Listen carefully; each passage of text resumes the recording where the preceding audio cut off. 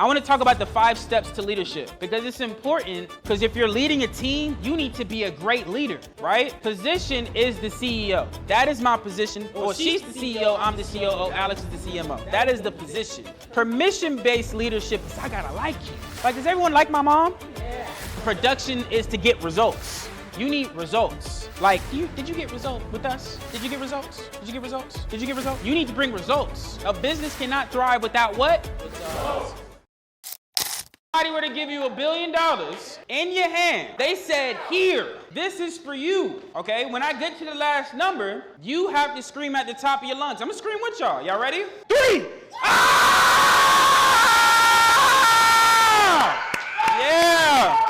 Yeah, we gotta bring that energy back. I love it. I love it. Yeah, I ain't got $1 billion yet, but when I get there, I got you, okay? All right, so I want to talk about a couple things real quick. And you know me, I can project. Y'all know me. Y'all can still hear me? All right, cool. So honestly, my dream is to become a billionaire, right? Because it's going to happen, right? It's not something that is an if or like, it's an and, not an if. If anything, I'm going to be a billionaire and a trillionaire. Does that make sense? But the thing is I know my self-worth. Does anybody know how much they're worth? Like, centimillion. You want to know me? This is just me. I'm priceless. Do you see what I'm saying? Like, do you all view yourselves as priceless, or do you view yourselves like, let's be real, who wasn't brought up, the best? Like, let's raise your hands real quick. Who wasn't brought up like, okay, cool. So, and from those areas, you see what I'm saying? You have a certain lifestyle, a certain environment that can bring you down, right? But being in these type of environments will make you feel like you're worth something. Like, luckily our mom brought us, just like how Sterling came up here, he was brought in these environments early, just like how Jonte is, right? You're brought into these environments early. You have to feel like you are worth something. Does that make sense? Like, everybody say worth. Worth. Like, say it with your chest. Everybody say worth. Worth. You see what I'm saying? Like, I feel like I'm worth $1 billion and $1 trillion. Like, this isn't a discussion. This isn't a debate. Like, he says, my brother just said, I fall asleep on course. I learn every day. Studying is a hobby, right? Actually, studying is a habit. Everybody say habit. Habit. You see what I'm saying? It needs to be a habit of yours. Every single day, you need to become 1% better than you were yesterday. Does that make sense? All right, so today, I want to break down. Actually, do y'all mind if I give y'all another hack about what my brother just said to take it just a little bit more to the next level? So you see the content that we have right here, right? Everybody was talking about ebook. He was talking about ebooks. He was saying, hey, use Otter. Let me take it to the next level. What if you don't have to use Otter? What if I use this content here and use that as my ebook? Can I just take it to a next level real quick? Like, there's no need to always, like, you have Zoom calls. You have a lot of different things that you all do every single day, but you're not using. Like, think about that. What if I use this, transcribed it into an ebook, and then sold it? Think about the amount of value. Like, this is how I would sell this. This literally, if I'm gonna break down what this is called, but this is exactly how I would sell it. Like, listen to what I'm saying. Hey, what's going on? It's your boy Markus here, aka Charslan. Let me tell you something. I literally have a mastermind recording that is going to change your entire life. Look, this ebook or recording or course that we have literally has, if you look, every one of my students, every one of our mentees came in and spent $500 to $1,000 to get into this room, and literally people have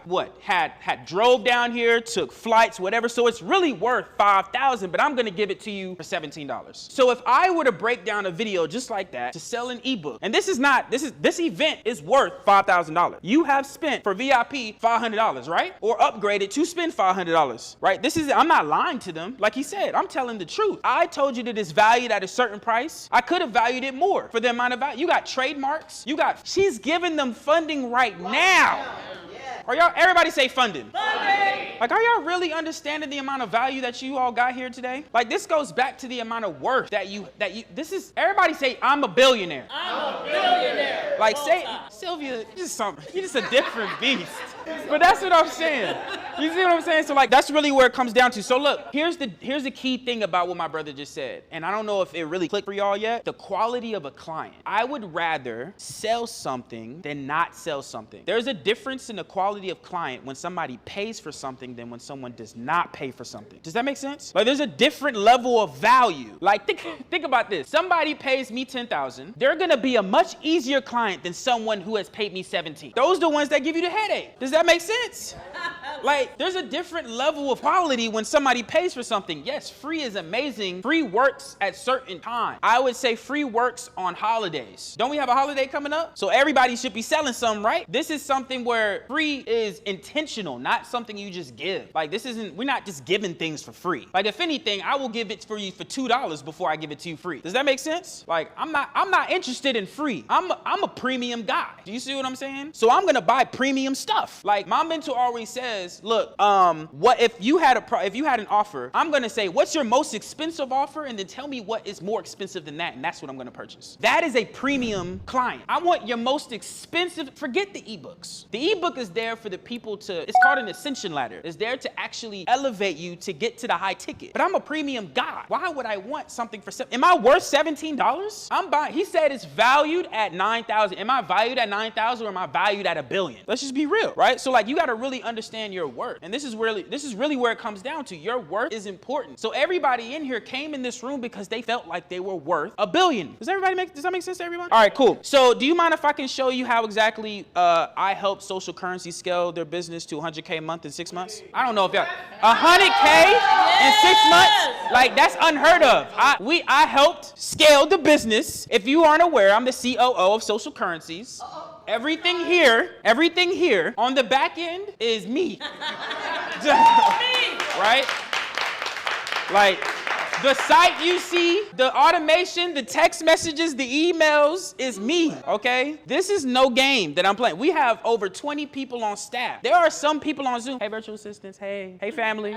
You see what I'm saying? Hey, live stream. So I want you all to understand that this isn't like a game. Like, this is something that I really do. Like, I help scale. I say help because it's a team effort. Everybody say team. Team. Do you see what I'm saying? It's a team effort. I help scale the business to 6 figures, right? Now, I will say that I did play a crucial role, right? So do you mind if I show you on how to become a leader in your business? A lot of people, look, entrepreneur and CEOs are not the same thing. A business owner and a CEO is not the same thing. Everybody here is an entrepreneur, but it's a different story when you're a CEO. Does that make sense? Like, when I'm a CEO, your mindset is different. I'm gonna be real with you. CEO is not for the weak. Managing 20 people, also managing different personality types, it's not for the weak. You have to have a different level of discipline every single day in order to manage those people. Does that make sense? So I want to break down some things, right? And mentees, you mind if I share some of these gems? I know we broke some of this in Orlando, but do you mind if I give them a little something?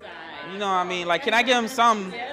You feel what I'm saying? Like, this is a little something. So I'm gonna give them one gem real quick. I'm gonna give them something because I feel like this is so important when it comes to business. And it's so boring, but it's something that's probably more important than even creating one. It's called core values. Everybody say core values. Core values. Right? A lot of people say, I got core values in my business. I got integrity, perseverance. All these amazing things we've always heard, but we really don't understand what core values actually mean. Does anybody know what a core value is? Somebody tell me what a core value is. Can anyone tell me? Things you believe in. Okay, that's true. The value for your company, absolutely. So do you mind if I break down 3 things revolving around core values? So there's 3 different things when it comes to core values. There's one that reflects internally within your business, which is your team members, and there's one that reflects the client. And then you also have one that reflects your team members as well. But I'm gonna explain that in a sec, okay? So you have what we call core values, which is within your team. What are the values that I believe and that I treasure within my team? This is what my team runs by.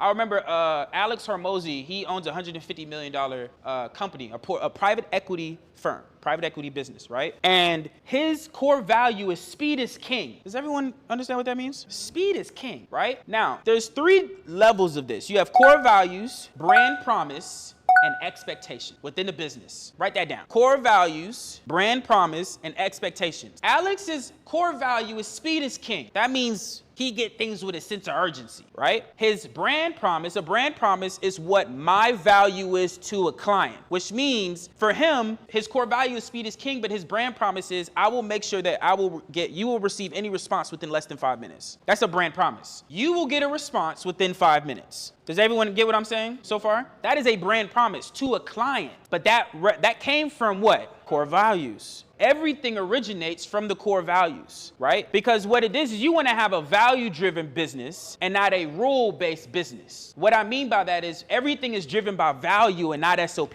SOPs are important, which SOPs are standard operating procedures, which means it's steps that people need to do within your business. But let's say the SOPs didn't exist, they need to be able to get it done just from your value. So if I say speed is king, that means I don't even need an SOP to make sure that they get a response within 5 minutes because my value says I'm going to get it done with a sense of urgency. Does that make sense? All right. So the third thing is expectations. Expectations is what we like to call KPI. So this is a two-part thing, right? So you have department KPIs and then you have role KPIs. Okay. This is all within expectations. Department KPIs are your departments. So you mind if I tell you our departments in our team? You mind if I do that? You mind if I break it down real quick? I like to draw, y'all. I am honestly learn something new. All right. I am an artist behind closed doors. Now, mind you, I don't draw like I used to, so stuff like this get me excited. All right. So what was I talking about? There we go. Just want to make sure y'all paying attention. All right. So this is you. Dang, that was disrespectful to my whole spirit. Okay. So this is you. Can everyone see that? Okay. So I'm going to break down what 3 departments you need within your business, and then we're going to get into the KPIs. This is going to make sense because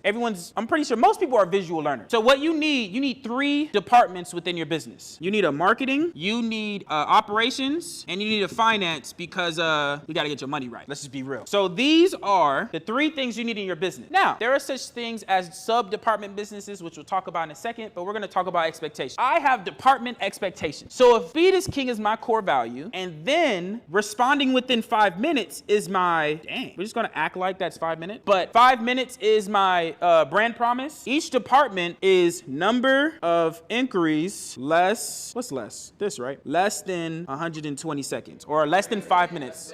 Yeah, y'all know what I mean. Y'all listen to math. I didn't do that, okay? I don't need math to be rich, okay? So you need, and this is not to boast, I'm just letting you know, there's a different level when you're at a different level. Does that make sense? So for all the people that, there we go. Yeah, I know there's some people that's you, okay? That's the word I was looking for. So this is your KPI. This is the department KPI, right? But you also, this is the department. So every department knows to give me the number of inquiries that was less than 120 seconds or 5 minutes, whatever the number you want to choose. The reason why I say 120 seconds is honestly, 5 minutes is the max. I really want 120 seconds. Does that make sense? So these are my expectations. Yes, 5 minutes is the max, but my department expectations is I need you to respond within 120 seconds. So that means these are my department expectations. Now, these are departments, but remember you have role, which means you have like your executive assistant, your video editors, your, the actual specific team members, right? Do y'all mind if I share with y'all our team real quick? I say mine because I'm really the COO, so I'm really the one that's talking to them. So I'm not selfish here, okay? So within a marketing business or the marketing department, you have content, my handwriting right now, and then you have sales, right? Our content, we have 3, 6, 7, 8, 9 people, maybe 10, right? In our content. So this content, right? What we're going to do is upload this on Google Drive. Here's a hack right here. Here's a tip. We're going to upload this on Google Drive, give it to my social media manager, which is a virtual assistant, which we'll talk about in a second. And then from there, next time I'm going to see it is going to be on my social media. I'm not even involved. I give it to them and then I just see it whenever it pops up, right? But my KPI is we need to post twice a day. So as long as we're posting twice a day, I'm happy. Or once a day or 3 times a day, whatever your KPI is, right? But this is our content. Sales, we have we just hired somebody, so about 4 now, right? Yep, 4 people on sales. So this is a social media manager, a video editor, a graphic designer, a copywriter. We actually have 2 of those. We have 3 social media managers, 2 video editors, 1 graphic designer, which we're hiring another one, 2 copywriters, and we have our brand specialist here, which is over there, right? Sales, we have a closer, and we have 2 setters. Please don't mind my handwriting, but you get the point, right? All right, so in operations, I divided this into 3 different areas. Actually, I just want to do a temp check real quick. When I say money loves, y'all say speed, okay? But I want y'all to say it with energy. Y'all got me? Yep. Yeah. Money loves? Speed. Who said that fast? I like that. Okay. Money loves? Speed. Money loves? Speed. Okay, I just want to make sure we got a temp check. All right, so we got IT over here, admin for all the tasks that you don't feel like doing, because I don't do nothing, okay? Nothing. Oh, yeah. I like to be productively lazy. Yeah. Oh, yeah, because I ain't going to do it.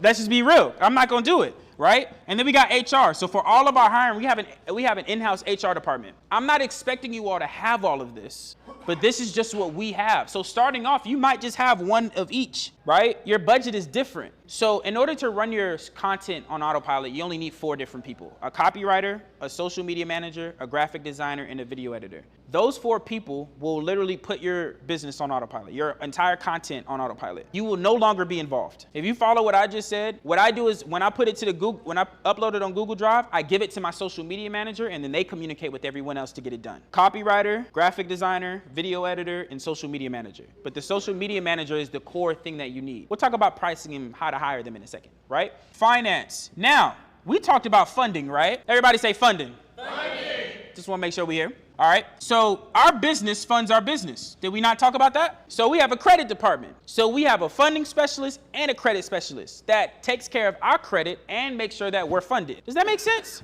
Okay. Then we have a tax department, and then we have an attorney department. Shout out to our attorney in the back. We got an attorney department. Yeah, I don't remember if we trademarked Chart Slayer, but we gonna trademark Chart Slayer. Okay. I'm just putting it out there. But yes, this is our entire department. The amount of people, 3, 4, actually sales, we have 5. We just hired 2 people. This is 4 people, 1 in each. We'll talk about this in a second, and we'll talk about this in a second. Remind me. 2 people here, 2 people here, and 2 people here, which we'll talk about this in a second, okay? Is everyone following me? Okay. Money loves? Me. Okay, just want to make sure. All right. So this is the reason, this is everybody in our organization. So you have a blueprint, a framework to go by. Does this make sense? This is, I promise you, probably no one else knows how many people we have. Alex guesses. Our mom guesses. She says like 30. I'm like, how did you get to 30? We got 21. It was 30, but this is how I know the updates aren't there. Like, yeah, we had 30 a month ago, but no, we only got 15 now. So I don't know why we still on 30. But going back to core values, right? The role-specific core values is total number of inquiries less than 120 seconds. Does this make sense? So we talk about speed is king. Brand promises I'm going to respond within 5 minutes. The department KPI is number of inquiries less than 120 seconds or whatever number you want. But then the role, each team member has to be able to respond. Doesn't matter if I'm responding to another team member or I'm responding to a client. Doesn't matter what it is. You have to respond within less than 120 seconds, and you have to give me the KPI, and I'm measuring. So expectations is measuring the execution, right? And it has to be, that's the total number of expectations. Does that make sense to everyone? Okay, so this is how you create a core value, okay? Now, some of these questions, some of these answers might be a little weird, and we'll get to the reason why in a second, okay? So number 1, how to create a core value is decide what parties should be involved in picking your core value. If that's going to be your team members, if that's going to be the owners, if that's going to be the owners and the team members, if that's going to be only the managers, make a decision on who's deciding the core values, right? The second thing is brainstorm and write down your favorite quality/trait about each member on your team. The reason why we're doing this is it's like niching down on a client, figuring out what client works for you. Every person within our business, we decide, we make, so for example, let me just give you an example. If, let's say we have 10 people in our business, but 7 of them, their core value is speed is king. Then our core value is speed is king because 7 out of the 10 of them mostly have that core value within them or that quality trait. Does that make sense? So that's how we decide that's another way that we decide. The third thing, and this is the crazy one, okay, don't laugh at me, okay, don't laugh. Speed is what? King. Y'all see how I messed y'all up and y'all still follow? Y'all tuned in right now, okay? All right, so ask yourself, if an alien came down from space to explore your business, how would you describe your environment of your team to them? Does everyone follow me? It's a very abstract question, but you have to make sure that your core value is digestible to the masses. Does that make sense? Right? And then that was the 4th thing, which was making it digestible. But the 5th thing is you want to evaluate the feeling when someone approaches your business. If someone approaches our business, so one of our core values is family first. We have a family-oriented environment. So does everyone feel the family when it comes to this space? You have a family feeling when you come in here because that's how we represent our business. Does that make sense? Does that make sense? Yeah. Okay, just want to make sure. No, we here for it. All right, so do y'all mind if I show you how to hire virtual assistants? So for people who aren't aware of what a virtual assistant is, right? A virtual assistant is a virtual assistant. I'm just being real. Assistant that is virtual. I don't know any other way to say it. Like, you see what I'm saying? So that's what a virtual assistant is. So everybody got this? Okay. So this is how I hire. This is how I hire, y'all. Dang, this thing taking forever. Wait. Okay, cool. So this is how I hire. How we hire, excuse me. Like I said, I run it, so I always say I, because it's kind of like, I don't know. I just do that.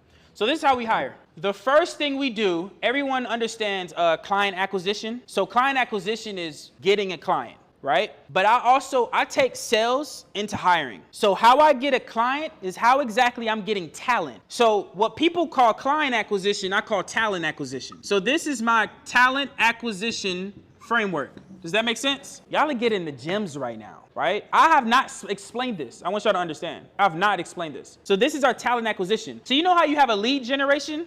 I'm comparing this to sales because I view this as sales. I have an application generator. Does that make sense? I'm just gonna put applicant for short. But I have an application generation system, right? So from here, I have a person dedicated to getting applicants or getting people to the applicant. Like that is a skill set. I don't know if y'all are, I feel like a lot of people just expect hiring to be easy. It is not. It's not hiring. It's not easy to hire. So you need a person. So what is this person called? This is called a recruiter. I have a person designated putting butts in seats as in the application, okay? The next thing, right, is I have a disc assessment. Everyone's heard of that before, right? Has anyone heard of that? Like, I'm getting really savvy, shout out to y'all, you know, for disc assessments and everything. Like, this is something that I'm really paying attention to a lot more, not only within myself, but within my business. Because why this is important is this helps you to know who to hire. A social media manager, I need a high D. I need somebody that can get things done. For a video editor, I need a C and an S. So if a C and an S is a high D, I know they're gonna be combative. Does that make sense? I don't need somebody combative. I need a doer. I already have a leader, and that's the social media manager, right? So the disc assessment is important. So find you a disc assessment. You know, you can find it online, it's free, right?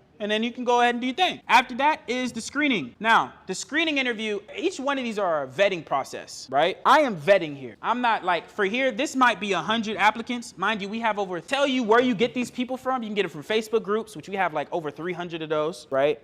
You can go, mind you, I'm talking about Philippines right now. I'm not even talking about, mind you, I spelled this all wrong. I feel like it was 2 L's and not 2 P's. But I'm talking about the Philippines for a virtual assistant, right? So you can go to onlinejobs.ph, to get you a virtual assistant, right? You can go to Facebook groups. We use LinkedIn. Sometimes LinkedIn jobs posts, right? So sometimes I use LinkedIn ads to find people. This is a great way to find closers, right? In the country, LinkedIn ads, right?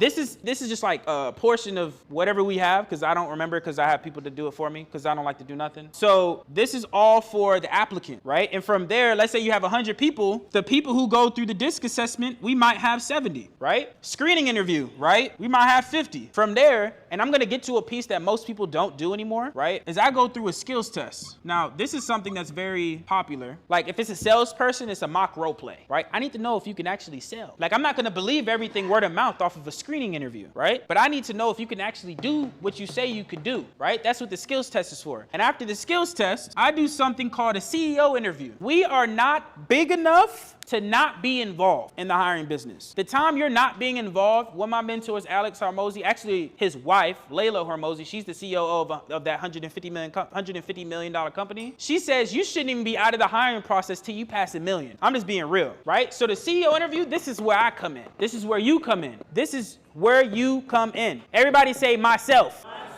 This is where myself comes in, even though that's bad grammar, but you feel what I'm saying, right? So this is the hiring process from beginning to end. So we might get 50 from the skills test. Let's be real. You might get 10 off that, right? And then I might get 2 to 3 off of that. Those are the highest vetted quality people out of that 100. Money loves what? Money. Money loves what? Money. Okay, I just want to make sure y'all live, okay? So is everyone following me, all right? So this is our talent acquisition form. This is how we hire. Does everyone like how I hire? Did anyone know that you can hire like that? You probably did, because everybody probably worked a job. But nobody knew the psychology of how to hire, though. I'm telling you the psychology, right? This is different than just going to a job and hoping to get hired. I'm being serious. And when it comes to the hiring process, I'm asking difficult questions. Like, here's one question that I want you all to add to it. Why haven't you started your own business? Why haven't you started your own agency yet? Do you see what I'm saying? Like, I want people that what that question means is, oh, I'm just not that type of person. Because I don't want somebody who wants to be a CEO on my team. Let's just be real. If you want to be a business, eventually you're going to leave. I want an entrepreneur mindset, but I don't want a CEO. Does that make sense? That is totally different. I don't want a CEO in my business because you're going to be here for 6 months and then you gone afterwards. So these questions are important. What's another question that I ask? Another question that I ask is, another thing you should do in an interview is explain the problem of why you need them. So the challenge that so let's say I'm hiring a video editor, right? The challenge that I'm facing right now within my business and social currencies is that we're lacking in regards to content. We want to make sure that our content is coming out seamless as possible and as efficient and fast as possible. So where you come in is we need a video editor to solve that problem. Now, what is the benefit? What skill sets do you bring to the company that would assist us off of the challenges that I just gave? Does that make sense? Quality questions. I'm not giving you, tell me about yourself. I do say that, but I'm just curious. I want to know where you're from, and I'm just curious. But I'm not asking, oh, okay, what was your last 3 jobs? By the CEO interview? I'm not interested in asking those questions. Those questions was asked the first 2 interviews. Why am I asking those questions? I need to know if you're a culture fit. I need to know if you match my core values. Why am I asking you? So in your last 3 bosses, how did that go? In your resume, I see that I'm not interested in that. I'm interested, this is the question that I like to ask. How do you challenge yourself? When was what made you tell me about a project that made you to become innovative and creative to get the job done? That is a question that I ask in a CEO interview. Do you see that the questions are different when they come to me? I'm asking quality questions, right? So the CEO interview, this is why when I pick one out of this is a person that matched everything and answered the questions correctly, or at least 8 out of 10. So I'm looking for 3 things when it comes to hiring. I'm looking for technical knowledge. I'm looking for the language. I need to know that you speak the language. As a owner, you need to know everything about your business. There is nothing in my business I did not do. So I know the language. I know the industry acumen. I know that when it comes to a closure, we're talking about KPIs, close rates, close ratios, all of that. I know with the video editor, we're talking about Final Cut Pro, cutting, social media managers. I know what softwares we using. Planoly, we using Excel. We talking posted content strategy. I know all of it. And nothing in my business I don't know. Graphic designing, okay. You thought this was made, mind you, y'all, our virtual assistants made this. Can we clap it up for them? Let's be real. But you thought this wasn't hard work? You didn't think we did that too? We know the language. That's important. Do you see what I'm saying? The last thing I look for is if they match my core values. Are you a culture fit? Do you speak the language? And do you have product knowledge or technical knowledge? I need 2 out of those 3 minimum. And preferably I need the core values because you need to be a culture fit. That's non-negotiable. Does that make sense to everyone? Money loves what? Speed. Money loves what? Speed. Okay, I just want to make sure. Last thing, right? Before we close out, I want to talk about the 5 steps to leadership because it's important because if you're leading a team, you need to be a great leader, right? I actually enjoyed watching my mom create all these sites, do all these amazing things because now I create the funnels. She don't do that anymore. Let's not even have a discussion. She don't create the funnels no more. Okay? I create the funnels. Or, you know what you can do? You know what you can do? Hire a funnel builder for you. Hire someone to do it for you. I don't do nothing that I do not want to do. Literally. If I don't want to clean my room, when the cleaning people coming over, I don't want to do nothing because it is. It is definitely hard to delegate when you come from a community that is so used to doing it ourselves. It definitely took me a while to get an understanding about delegation. But I will say, I sat at my desk one day and I was like, oh my God, I don't have nothing to do because our virtual assistants were doing it all. But there are times where I do want to do something so I can feel like I'm some type of, being of purpose. But we do have to learn how to delegate better because it will take the stress off of us if we actually delegate it. But before we get into that, I want to get into the 5 steps of leadership real quick. Okay. Everybody say position. Position. Position is the CEO. CEO. That is my position. Or she's the CEO, I'm the COO, Alex is the CMO. That is the position. But that is the lowest form of leadership. Yep. Like how many times you see a manager, but you don't really respect them? You see what I'm saying? Like you really my manager, but I really don't like you. You see what I'm saying? Like that's a real thing. Everyone say permission. Permission-based leadership is I gotta like you. Like, does everyone like my mom? Yeah. Does everyone like my mom? Okay. She has permission-based leadership, right? The third thing is everyone say production. Now everybody say results. The production is to get results. You need results. Like, did you get results with us? Did you get results? Did you get results? Did you get results? You need to bring results. A business cannot thrive without what? Results. Thank you. Fourth thing is people development. The key thing here is within our team, we have something called a book of the month, or we will purchase a mentorship to increase their skill set. We are developing our people. Does that make sense? Our virtual assistants are online right now listening to us. I made it mandatory. They need to know what we know. I gave them our course. Everything I know, they need to know. I don't know how long it needs to take, but it needs to take it, right? Last thing is pinnacle. Everybody say pinnacle. Pinnacle leadership is you have all of those four leaderships I just said. Does everyone feel that my mom has pinnacle leadership? Can we clap up for that?